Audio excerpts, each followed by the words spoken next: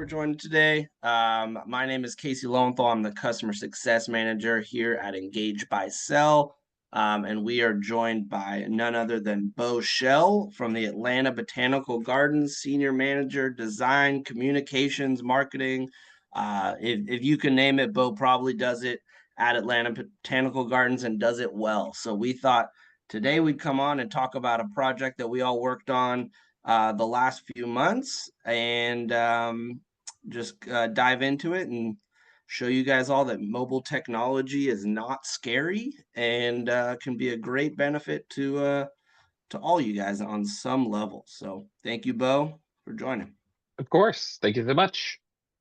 I'm gonna start out real quick with a little bit of about Engage by Sell for any of you who are unfamiliar. Some of you are current clients of ours, so this may be redundant, but we've been around for 17 years. We actually started out in the cultural realm with audio tours, and as cell phones expand every year, our technology does as well. So we branched out from audio tours to mobile smartphone tours to GPS mapping and text messaging. The technology with phones used to just be pretty basic, but now they're personal computers in all of our pockets. So we're going to embrace that technology. And part of today is going to be Bo's dilemma of being at a beautiful cultural institution while also trying to engage through technology and kind of how those coincide symbiotically. So Bo's going to explain all of that. Then we have 4,000 clients in 10 countries. And here's some recognizable names of some of our clients that we've worked with on different varieties of mobile technologies, audio tours, GPS mapping, scavenger hunts. Downtown Houston was another one that did a Christmas holiday exhibition as well. So they had some similar use cases. But today we're going to focus on Atlanta Botanical Gardens and the awesome work that they did for their Garden Lights exhibit. Now I'm going to let Bo take it from here and give a little bit of detail about what is Garden Lights Holiday Nights at Atlanta Botanical Gardens. Yeah, so thank you so much, Casey. Hello, everybody. A little bit about me. My name is Bo Shell. I've been at the garden for 9 years. As Casey mentioned, I'm in the marketing department, and so we handle anything that's designed, anything with a logo on it, digital, in print, advertising, all that good stuff. So super excited to talk with everyone today. So we are a 30-acre botanical garden. We're working on expanding in the next couple of years, and we kind of have a twofold piece of our mission, our year, and some of you will experience this as well. We've got our gorgeous daytime visitation 9 months out of the year, and then during the holiday season, about 13, 14 years ago, we started Garden Lights Holiday Nights, which is our open nightly holiday lights extravaganza. We're open from 5 p.m. to 11 p.m. Monday through Sunday, including all holidays. It was transformative for the garden when we created this more than a decade ago. And even more so in the past couple of years, we've increased that profile, and we were lucky enough to participate in ABC TV's The Great Christmas Light Fight, which we won their heavyweight division after a couple of very challenging filming evenings. It was all worth it. And yeah, it's been transformative to our budget. We like to say that Garden Lights helps the garden shine all year and supports our nonprofit mission, but it brings some very unique challenges. I talk about that one of our busiest times is Mother's Day weekend. It'll be coming up in May, obviously. That our busiest time would look like maybe 3,000, 6,000 people over an entire weekend. Well, we have about that many people come to the garden between 5 and 11 p.m. almost every night of the holiday season. So yeah, Garden Lights is a really big deal. It's Awesome. really exciting for us to extend our mission in a new way and connecting people with plants in some unexpected ways. Yeah, perfect. Awesome. Well, thanks for explaining that.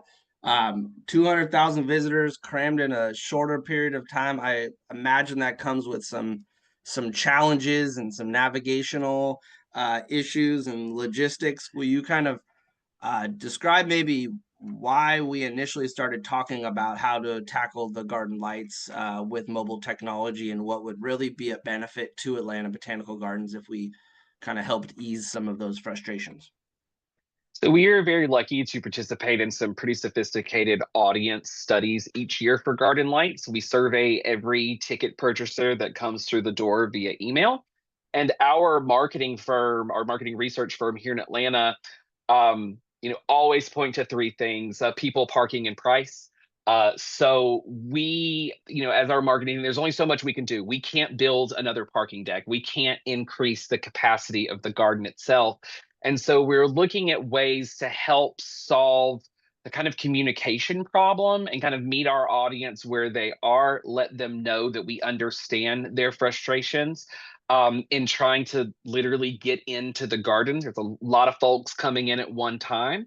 So that was one fold. And then, another piece of this is when you're actually in the garden, it's dark. And something unique about our garden lights guests is that they're not the same daytime visitor. Our footprint during garden lights really grows far outside the metro Atlanta area to Alabama, Tennessee, South Carolina. We get a lot of tourists, a lot of first time visitors coming to the garden. It's been a Yeah. great introduction.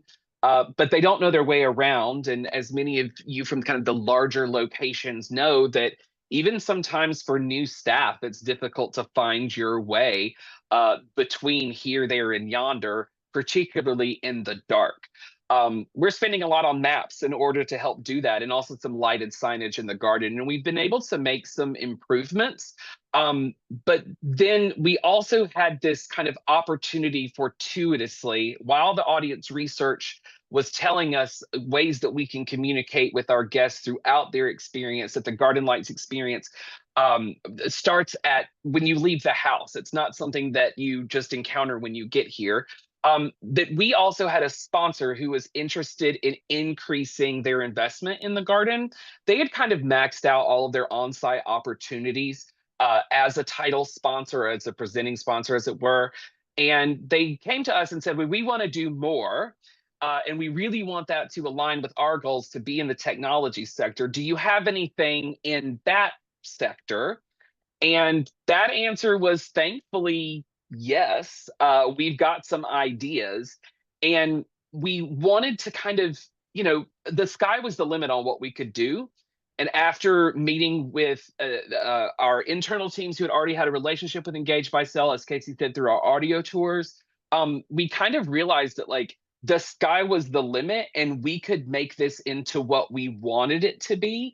And we needed to do it really fast in order to kind of take advantage of this opportunity from our sponsor and then do it our way, right? All of us work for different organizations with different perspectives on the cultural institutional experience that we offer. And we wanted to do this in a way that satisfied our sponsors' needs, our guests' needs, and our needs as an organization to communicate our brand through every experience our guests have here. So in walks Casey and his team of folks in at Engage by Cell, and we started the process. Here we go, something brand new. We'd never Yeah. tried it before. Yeah, and what was a fun challenge for us too was, as Bo had mentioned kind of from the beginning, is the balance of technology to the nature experience. Like they're still trying to provide a peaceful, trying to focus on the lights, but people do have that technology in their hands. So at some point you embrace it, but how much, at what point of the experience? So that was kind of a fun challenge for us to learn from Bo about how they view it versus how we view it, and kind of come to a conclusion there. All right, perfect. Next slide.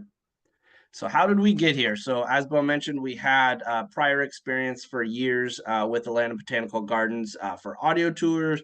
Then they branched out into the mobile tour, and then this was even the next step with the GPS mapping and then geofencing, which we'll describe in a little bit.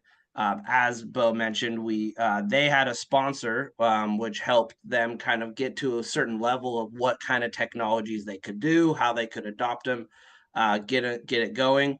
And then we created a variety of different tiered packages based on how much of an investment their sponsors really wanted to take and put into this project. And solutions we chose was a combination of text messaging, a mobile smartphone tour with GPS mapping, and then added on geofencing. We'll kind of go through some of these a little bit quicker. So the visitor journey, Bo, do you actually want to take this in terms of kind of leading up from the point of purchase of ticket to walking on site? Sure. So our audience research told us that a good way to think about improving the guest experience was understanding that it starts when someone leaves their home versus when they arrive at the garden. We were already emailing all of our guests on the day of their ticket purchases to let them know tonight's your night, and here's some know before you go information. Busy nights are going to expect some traffic delays. Here's some links to information about the event itself, just to make your arrival as smooth as possible. And also, something that very specifically our audience research told us was that guests want to be entertained on their way in, and they would love a playlist of holiday music inspired by the show. So much of our show is set to music, and so we were able to work in a Spotify playlist that depending on your level of subscription or what have you, you can interact with that. And then once we wanted them to know that we're with them in the journey, and that while we may not can improve the actual arrival process, we can let you know that we see you and that your tickets are valid. That's kind of the number one concern when you're waiting in line to get a timed ticket. If I'm late because of traffic, are my tickets still going to be good? And so we kind of needed a space to reassure them of that, and also let them interact with us in case they had any questions. And then, of course, once they were in the garden, they kind of want to know where the hot spots are, and we wanted to give them time to prepare their understanding of the menus of the different bars and the food options that we have. So we're promoting this in an email every night to every ticket holder email that we get through the purchase process. And then once they receive that email, we say, okay, well, definitely try our new mobile experience. Just click on this link and leave your phone up during the experience so that you can get GPS or geofence based notifications as you come. So we had geofence locations set up in a 20-mile, a 10-mile, and a 1-mile radius. This was a new kind of way that geofencing worked for Engaged by Sell. So it was fun to set that up and tweak that journey so that if you're coming from 20 miles out, we're saying, hey, check out the menu, check out the playlist. But everybody got that 1 mile that says, we see you coming. We know Yeah, that there may be some traffic delays. Here's the way to stay busy. And then once you arrived, we kind of invited you a little bit deeper into the experience and said, okay, well, here's the actual map now that you're yeah, here. And these are some in-garden interactivity moments that we wanted you to say, this is the popular picture opportunity. Why don't you stop and take a picture and tag us at hashtag Atlanta BG, and included our social handles. So extending that experience and deepening the interaction here within the garden. And I want to touch quickly, Casey, on that idea of the kind of organic experience, and we're trying to leave the technology at home. We know we have an older membership base. We have our fastest growing audience is millennial parents. And so we want to meet our audience wherever they are. And this is not something that we're forcing on any of our guests, of course. It's there if they want it. And we're hearing, standing there, literally welcoming the guest and seeing this new sign and watching them stop and scan the QR code is it's amazing after the work that went into making this happen to see that. But then also hearing reports from our older volunteers that say, oh, I put this in the hands of someone who is a lot like me and coming to the garden, a big fan, but they don't love technology. And then after their experience in Garden Lights, coming back around to say, hey, actually, this was really helpful. Like, sure. that's always really great. And we have a lot of repeat guests that may never want this information. We have a lot of repeat guests that want to know more about the experience. And really, we just scratched the surface with what we can do this year. And we're looking forward to listening to our audience some more and learning about other ways to make this process easier for them and easier on our teams here as well.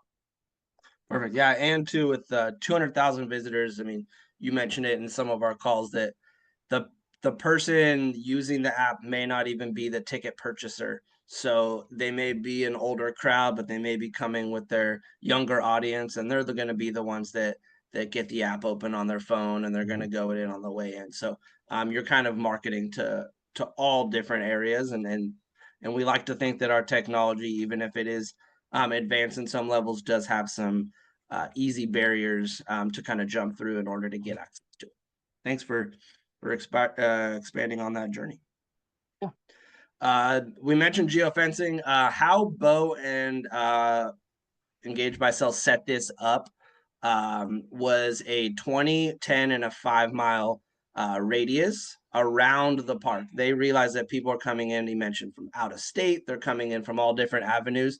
So if you have the app open, I think John had a question about the app does need to be open, and Bo, excuse me, prompted them to do that through his communication with them.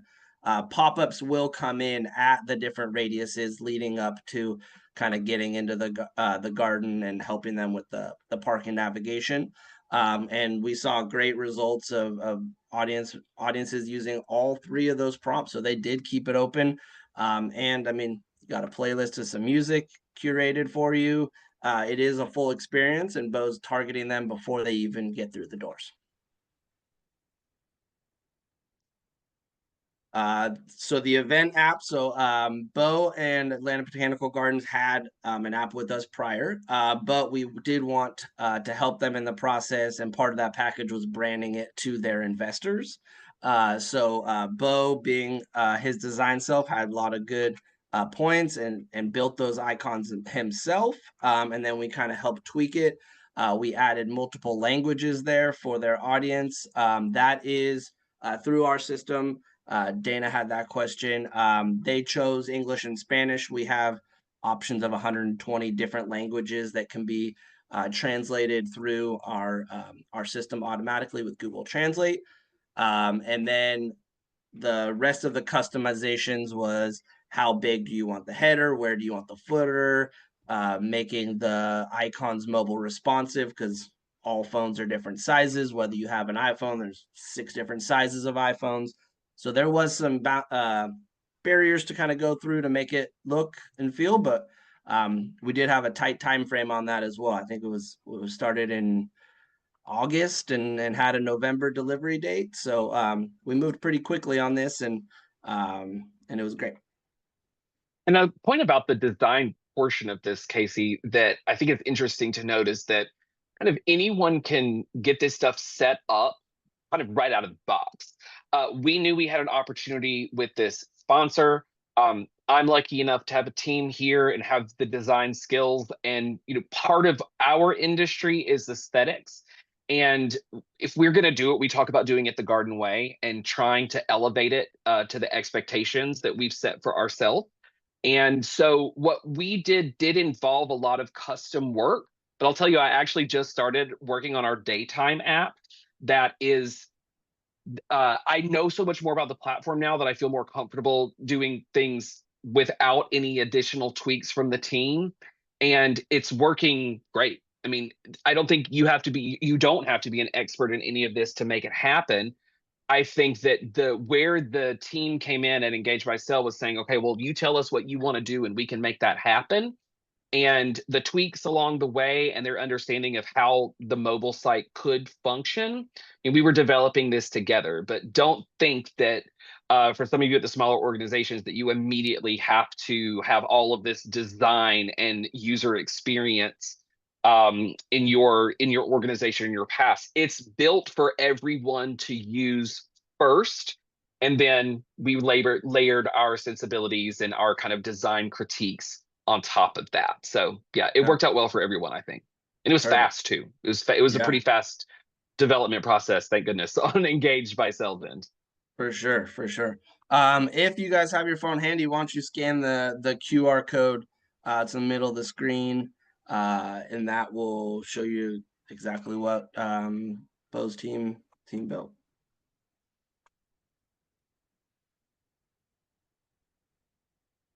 All right. Right. GPS mapping. I'm biased. I love our services. I think this is the funnest service that our company offers, especially for the cultural institutions like many of you have with big landscapes and big footprints in terms of your boundaries. But the blue dot technology with Google allows you guys to build clickable points that can be customized with your own icons, with your own categories. You can have restaurants, you can have restrooms, you can have uh, photo opportunities like Bo and them set up, or help navigate to different areas so that everyone's not clustered in one little section. So this feature is very, very cool, and helps the experience. I think Bo mentioned how this doesn't replace paper maps, but we all know there's no technology in a paper map. As soon as you've walked away from where it is, you have to re-navigate. And then there's also no data that you can provide in terms of how this was used. And when there's investors involved, that's what they're going to want to see. So having how many clicks, how many pages were viewed, how long were they on the page, different technology and points that you can show your investors can help with some buy-in for other opportunities. I want to be clear too that like I handed a bunch of information over to Casey and his team and essentially got this back. It's really incredible. There are, I had some, our guest experience team out in the garden kind of collecting some GPS information early in the process, but then realized that there is a drag and drop GPS situation. So I can have this map open and say add a marker and then drag the marker on the overlay and then it sits at the correct GPS position. So Yeah. once the overlay piece is figured out, which there's some geniuses at Engage by Cell that made this work. Once that is set, and you don't have to have this overlay too. This can work just on like a Google map, right? Yep. So Yep. it can be as deep of a design and experience investment as you want to make. But I, at the end of the process, I just said this drag and drop thing with these things. I never thought it would work, and I think it's witchcraft. Like I still don't understand it. I just know that it worked for our guests, and it works for me, who literally set up the entire thing. Yeah, perfect. We had a question about who creates the map. Bo touched on it a little bit. A lot of you organizations have a nice designed to scale map. Bo used the word overlay. We can overlay that on top of Google Maps, so it uses the technology with your branding on top. Or if you don't have that to scale, we can always use different skins that Google provides. They have a lot more than just the standard Google Maps you use on your iPhone when you're trying to get to grandma's house. So we can do that stylized. There's darker versions, there's lighter versions. We kind of played around with some of those at different points and landed on this one. But yeah, there's a variety of things that we can do. You don't have to go out and hire a map company to draw you your own map. We can work with you on what you have, or what technologies are already out there. We were really lucky that this was a master plan from a master plan document that we were working with. Our paper maps are not set up top down; they're three quarters. And really, we really benefited from having this kind of in our archive. But the only reason why we probably would not have gone with the Google, an actual Google map, is just because we want to make sure that the buildings are on the piece. And some of you Yeah. may have buildings on your map already. The botanical nature of our garden and kind of seeing, oh, I'm near the big tree, that might be helpful. But we really considered just a straight up Google map in the beginning, um, before we realized that this would work so perfectly with our paths. Yeah, and in our end, we can try things, and if it doesn't work, we scrap it and we go with a different version of it. So we'll try to do the best possible version for you, and then go from there. We had a question about equipment for setting up the geofencing. The geofencing is all tied by latitude, longitude, from a point out, and how many miles or feet you want from there. There wasn't geofencing on site at this point for the garden lights at Atlanta Botanical Gardens. Once you got on site, it was through the GPS mapping. I don't believe there was any issues in terms of Wi-Fi capabilities or service range. Some of you may be more rural than others, so that could come into factor. But yeah, as long as they have internet, they don't need to download an app. They don't need to do anything really other than accessing it. Yeah, For sure. side note about the garden, like we don't have public Wi-Fi. So, and not that we haven't collected our third wave of research yet that may have some more anecdotals from the research that might say that could say I tried the app, but I didn't see my dot moving. We did not hear that in the first. That's not bubbling to the surface for us now, and that's 6,000, 7,000 people in the same place at the same time. Yeah. Perfect. And yeah, no technology. They don't use beacons or anything. It's all built in the back end of our system with latitude, longitude, feet, miles, however you guys want to set that. And before you get too nervous about like latitude, longitude, there are a number of websites that you can take your all of our smartphones are GPS capable. That with the right permissions, you can go to a website anywhere in the world and say, what's the GPS location of where I'm standing right here? And it gives you those two data points. And then there are a number of ways that you can upload that information to the Engage by Cell system as well. Yeah, you don't have to go one by one. You can do it by spreadsheet and load plotted points on there. So we have some ways, and working with us, you get training, you get support, you get help along the way. Um, so we will be there. And that's actually a point. I think we might have breezed over that. Bo is by no means a one-man show over at Atlanta Botanical Gardens, but when I came to this project, Bo took on the reins for most of this, along with all of his other tasks that he has to do for the day. So if bandwidth is an issue, it can be done with a solo program, but it definitely doesn't have to be. So a question, can you expand? There's no geofencing within the park.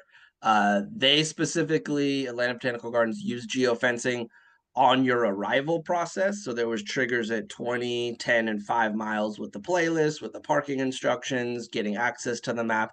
But they didn't have the pop-ups for each exhibit during We the did. process. You did have some? We Okay, did, that's yeah. right. We ended up one of the interactivity with the app was a part of the sponsor ask. So once you were in the garden and you were near a popular photo spot, That's right. I The mean, photos. again, like we really got, we just scratched the surface with this ability because our goal was really to get an app from nothing to fully functional for hundreds of thousands of people in 3 months.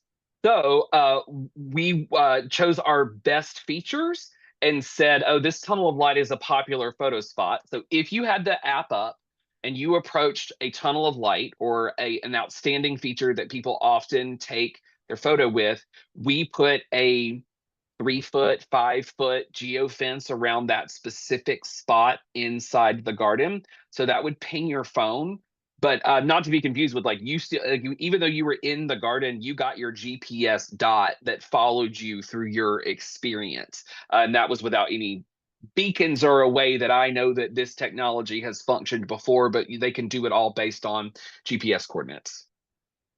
Okay, perfect. There was a question about maps or directions. It can give you directions with a line of how to navigate to that section, similar to kind of walking directions on a Google map.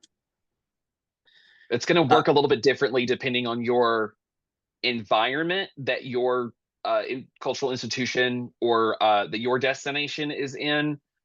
We have a lot of back of house, and we had to check that ourselves to make sure because we didn't want to send anybody back of house, and those are Google instructions. So it also depends on, I imagine, Casey, like how many of your internal walkways have made it to the Google platform as well.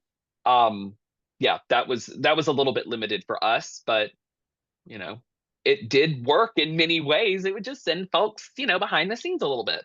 yeah, absolutely. A question about limitations of the number of geofenced areas. Not in our system. We don't have any sort of limitation. But the experience of the user, you don't want to have them too close because then there's conflicting overlap of exhibits. As Bo said, some of your more popular highlighted ones you want to have as pop-ups. Or if it helps navigate you to an area where you can visually see multiple other places to go, you probably don't need them all to be pop-ups because they can navigate to those areas. But yeah, with Bo's large footprint in terms of how large the organization was, they were able to space those out And you properly. want to keep your guests in the moment as well. Make sure that their focus is still on the experience, and that though many of them are buried in their phones anyway. We'll be reporting back to Casey about how this is going to work with our Orchid Days exhibition that we have audio tours for. But that smaller footprint is something that we're going to be experimenting with in the next few weeks. Perfect. A little bit about the launch. So you wove it into the journey through text message and email. We touched on some of that. Digital map, marketed it leading up to their arrival, and then also on site, you can see some of the signage that they have. Access to our platform can be done QR code. It can be done through text message with a text message response. A clickable link from a website. If they're already kind of researching their trip, they can access it that way. As we mentioned, no downloads, so makes it easier to get the user in without any of those barriers. And then encourage people through curiosity. We always mention prompting them with a little trivia question, with the answer being within the page on the map, or having them navigate through the site to try and find the answer to the question really piques their interest and gets them into the app. And then once they're into the app, then they can kind of play around with all the different bells and whistles. And that's a quote from a "Be Where Your Audience Is." Um, Makes perfect sense. They're gonna have their phone out. They're gonna check it. So have them check it the way that you guys want and get your investors happy. Right.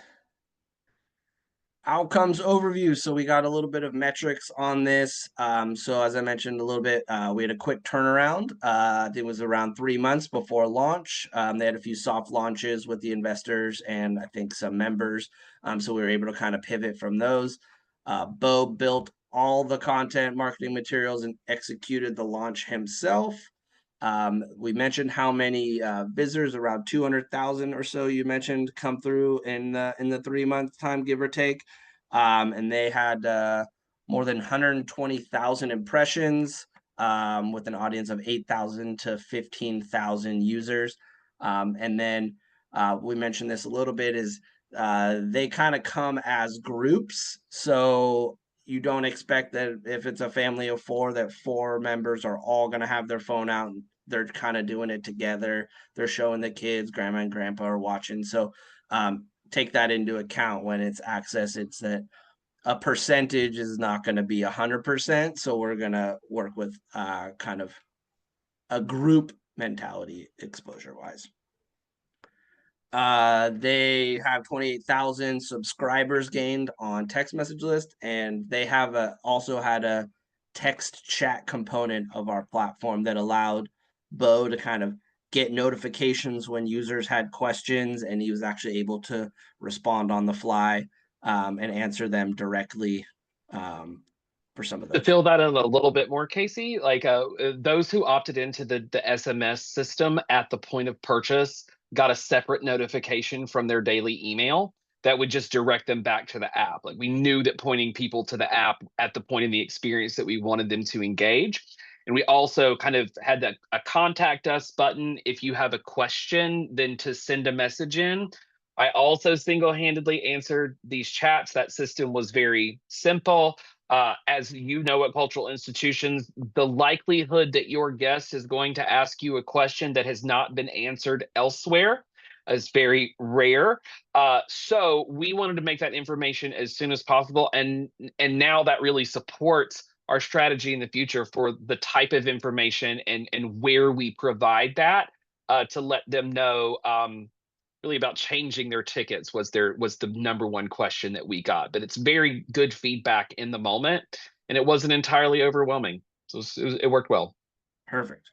And then Bo shared some information that navigation satisfaction increased for the user experience from the year prior, as well as overall satisfaction with accessing the map, averaged 64%. So Bo's follow up with their visitors and getting some of that data was great for us to see as well. So we appreciate that. All right. All right, we are getting close to the end. Went through the services. You guys have been great about asking questions throughout. So if you've been holding on to your questions or we missed one and didn't get answered, feel free to throw it in the chat box. We're also going to turn on Patty, who's been hiding in the background. Patty is working on our sales team. Some of you may have heard from Patty after you signed up for the webinar, her checking in, making sure you guys got everything you needed. If you had any questions, you may hear from Patty after this, or if you have more interest in learning about the platform and how it can work for your organization directly, Patty's contact information is on their phone and email. Reach out to her. She would love to chat. We just want to show that Patty is a real person. We are not employing AI bots. Patty is real. Hey, Casey. Hey, everybody. I just wanted to pop in real quick. I've seen a ton of familiar names that I know from over the years. Thank you for joining. Most of you had probably gotten a voicemail message, or we chatted yesterday, or you got an email from me. So, as promised, we had I thought, really exciting session. If you haven't, and maybe Casey, you can scroll back to that slide with the QR code, like I think Jim did. Go ahead and scan it. It'll save it. You tap the button, it'll save it to your browser. Show it around to your colleagues, see what they think. See if it's something that might work at your venue. Would love to chat with you. Like I said, I'll follow up afterwards. But if you have any questions in the meantime, go ahead and reach out to me. Also, thanks for bringing all your questions. Anything else that Casey or Bo could possibly answer for you right now, go ahead, just put it in the chat window. I think Ashley had a question about footprint. We work with organizations very small to very large, so it we'll find what works best. But yeah, we can absolutely work with a smaller footprint as well. Any other questions? Throw them in the chat. Let's go up and see if we missed any. Question about audio. Yes, we have both audio and GPS. The smartphone tour has both options of audio and GPS mapping as part of it. You can have videos, you can have super quizzes, surveys, polls, selfie gallery to take photos. Yeah, Uh, we barely, I keep saying it, we barely scratch the surface with the possibilities. Our education team, who's working on, is currently working on a scavenger hunt based application specifically for school teachers who come to the garden with their classes during the day, to make sure that they are providing rich information throughout the experience on their self-guided tours. And then also from a technical perspective, asking about audio and video. The inputs that I worked in for all of the locations were all, we would say, WYSIWYG in the business. What you see is what you get. So kind of if you're used to working in WordPress, or you have someone on your team who's administrating a website, it is very likely that they are working primarily with a WYSIWYG box. A little bit of HTML knowledge helps get the tweaks that you need just to kind of take it over the edge. But if you have a team who's already doing some pretty expected ground level HTML work on your WordPress websites, or any one of your CMS based kind of consumer level, I know as a marketing person, we don't often have the technical information to make HTML happen, but it's whatever you can imagine in making your website. You can do your vertical videos, you can do normal videos. I embedded a YouTube video of a transformation of our Earth Goddess into Ice Goddess that already existed. it's open-ended in that piece as well, in addition to the functionality that's on top of that Engage by Cell has. Perfect. Answer a few questions. We do have an open API and do integrate with CRMs. We've done it plenty of times.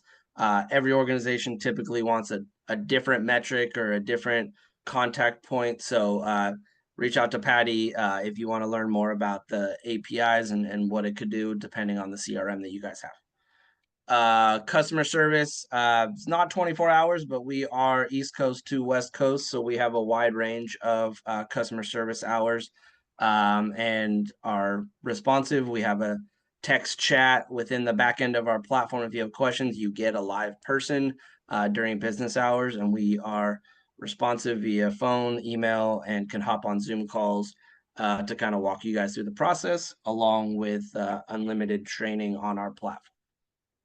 And a note on my end, we never needed, after we launched, I did not call Casey in the middle of the night one time. Good to know. I would have answered if you did, but he did not call me. Is it easy to add or modify icons to the map overlay? I'll let Bo answer this one. Absolutely. So basically what you're looking at in short, in as short as I can make it, is kind of like an Excel sheet where you've got your location, your icon, a description, and maybe a couple of other, you can tag different categories.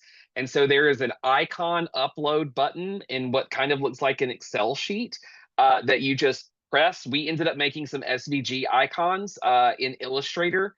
We found that that worked best at the different sizing for the different mobile devices. It was literally as simple as, I mean, I made a daytime map yesterday where I needed to add restroom symbols to restrooms that are open during the day that may not be open at nighttime, or water stations matter more during the day than they do in the evening. And it is a button, locate the file on your computer, upload, done. And you can do it in bulk as well.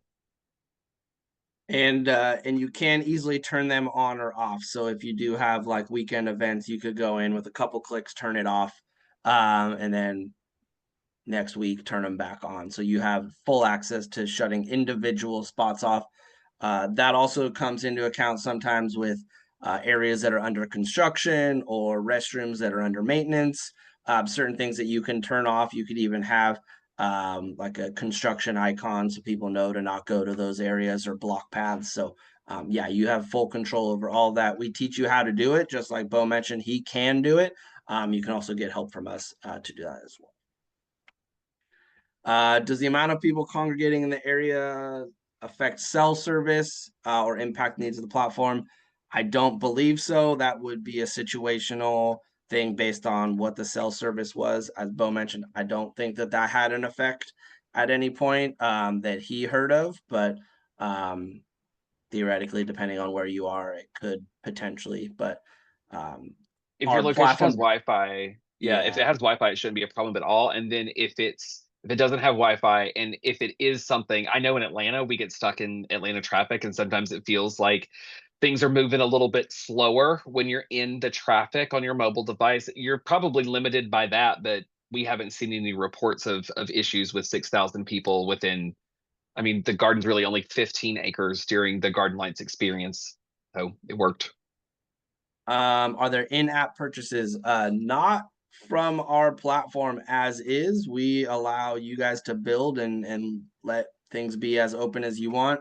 We do have password protection options that you can do and turn certain pages on or off, or put behind a password protect that theoretically you could charge for if you wanted to. We have done it in the past, and you have like a secret code that once they've paid for it, they enter it in and they get access to the full site. So it is possible to do some of that. And then we do have scavenger hunts, quizzes, polls, surveys, as I mentioned before. Purchase items they see through the event. Lights. Bo, do you want to touch on that? Do you guys sell the lights at the garden? We do not sell the lights at the garden. Fair enough. That would be something that, our sponsorship team would probably negotiate that could make that work. But certainly, like in the real world application, you're standing in front of something like our orchestral orbs, which is 110 different forms that are synchronized to music that light with different colors. We have sold uh, versions of that in our gift shop, but certainly there would be opportunities to say, I'd like something like this at the house. Yeah. How do I do that? But our stuff is, it's bespoke, it's fancy. It's a very fancy experience here. Uh, uh, Thanks to our partners that we've worked with along the way. Yeah. Technology wise, in our platform, you could have a link to the organization that sells the lights, and when they're on the site, they could easily click it and bounce to it, similar to sponsorships or anything of that sort. It's a web page. These individual locations on the map, they pop up, and it is essentially a self-contained web page. So anything that you can do on the web, I mean, I'm sure Casey would want to limit me a little bit on that, but like we haven't had a problem with anything that we've needed to do to achieve within the parameters of Engage by Sell. If you've got a team who can edit a website, then you can do what you need on these pages. We had a question about attendees connecting directly with each other. We do have options for comments. We do have a selfie gallery where people can upload photos. They can go into a live gallery and they can see other users. We do have controls to allow the organization to approve comments or images before they go public. As we all know, there's few bad apples when it comes to anything that's public. So they do have those controls. But yeah, you can reply back to other people's comments, similar to the end of an article that you read, or like different images, as well as sharing the site through your social media and promoting Atlanta Botanical Gardens on your social media as well. And again, Casey, just real quickly, we focus mostly upon the GPS map today, but in our mobile app, there's so many features and capabilities and functions. If you have an online gift shop, we can link to that.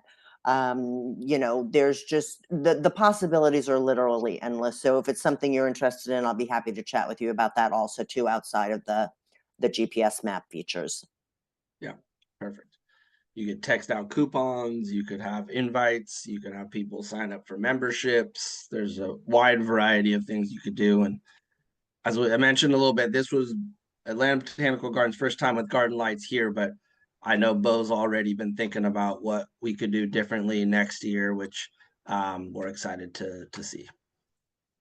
In the daytime map I built yesterday, it's very much there's a lot of really interesting questions about the creativity that you can get with Engage by Sell, but I think there are just as many people out there at smaller institutions that are saying, well, we don't have the bandwidth to do that. And I don't always have the bandwidth to build something from start to finish in the amount of time. So I created essentially a new platform yesterday that's linking to our existing content on our website. We do want to build that out more with putting the right information in front of the guest within the mobile experience. But for our members, we want to promote membership more than anything. So, we made an icon for membership, described a little bit of the benefits and said, learn more, and then sent them to the link that already exists on our website. So there's so much that's built in, but you don't have to do it all, and you don't have to recreate any wheels that you already have. I mean, the GPS technology is the most unique and interesting quality for what we needed. But we didn't have to redo a lot of stuff as much as we did. We could have pointed more to our existing content. Cameron had a question: could the information, icons, labels in the system be translated automatically in the app for guest accessibility? Yes, I'd say about 90% can all be translated. Certain things is text within an image, and certain map plotted points that are specifically on Google Map cannot be translated. But once they tap the marker, the pop-up can translate some of that content. And as you saw on the site, Bo, and then we had a little toggle from English to Spanish to make it easy, but it can also be a drop down with a customized menu of up to 120 different languages that can be updated. And we started that way. And then we said, we really focusing on these two. This is what our research tells us that we need to do. We didn't love how the drop down looked and said, hey, Casey, can your team make this a little bit more seamless? And within a day, it was like, oh, again, it's magic. All right. Morgan, another one of our favorites from Missouri Botanical. She posted the link to their site if you in the chat if you guys want to click that. They have been awesome clients of ours and helped us create certain things within our system based on their feedback, just like Bo and Atlanta Botanical Gardens did. So And their thank you their on site's great.